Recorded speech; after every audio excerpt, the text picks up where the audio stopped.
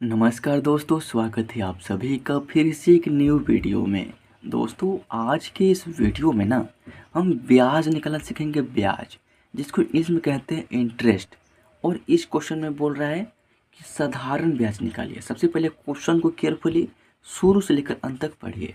Question हमारा बोल रहा है 2000 रुपये को 8% की वार्षिक ब्याज की दर से 4 वर्ष का साधारण ब्याज निकालें। दोस्तों, 2000 रुपये का 8% की वार्षिक ब्याज की दर से 4 वर्ष में कितना साधारण ब्याज आएगा, यही हमको निकालना है। तो देखिए, इस 2000 का निकालना है ना, तो जो भी मान लीजिए हमने शुरुआत में किसी व्यक्ति से 2000 रुपये कर्जा लिया था, इसको हमने लिया था 8% की वार्षिक ब्याज की दर से। यानी हर एक वर्ष के बाद, वार्षिक का मतलब क्या हुआ, हर एक वर्ष के बाद इस 2000 का 8% जो रुपये होगा ना, इसमें जोड़कर आपको देना पड़ेगा।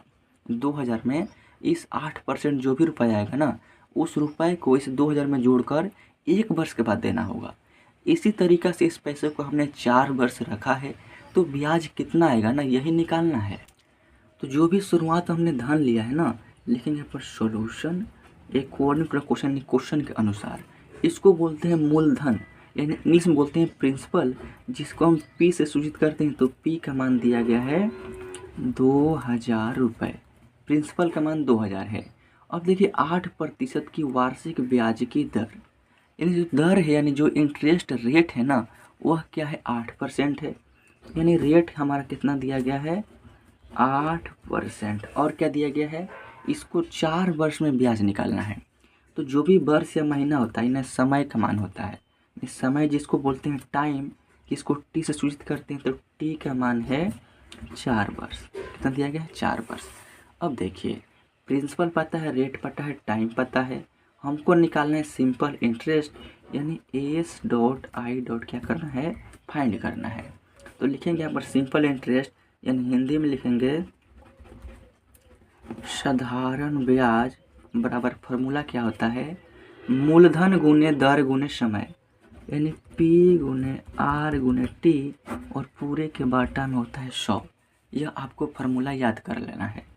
अब देखिए, P का मान कितना है, 2000 है, तो 2000 लिखेंगे। R का मान कितना है, 8% है, तो 8 लिखेंगे। टाइम कितना है, 4 वर्ष का है। बाटा में क्या है, 100 है। कैलकुलेट करेंगे, 20 से 20 गायब हो गया। एक से भाग करेंगे इन संख्याओं में, तो फिर से वापस यही संख्या आ जाएगा। तो हमारे यहाँ पर क्या बच गया, तो यहाँ पर हमारा 20 बच गया। और 8 का गुना करेंगे 4 में, तो 8 चौके हो गया 32। अब देखिए 20 का गुना करना है 32 में, तो देखिए 32 दूनी के हो जाएगा 64, और ये 0 उतर जाएगा, यानी 640 रुपये। ये हो गया हमारा साधारण ब्याज। कितना हो गया, साधारण ब्याज हमारा 640 रुपये। यानी कहने का मतलब क्या है कि अगर इस 2000 रुपये को 8% वार्षिक ब्याज की दर से लिए हैं, तो 4 वर्ष में हमारा साधारण ब्याज बोलिए या सिर्फ ब्याज भी बोल सकते हैं, 640 रुपये आएगा।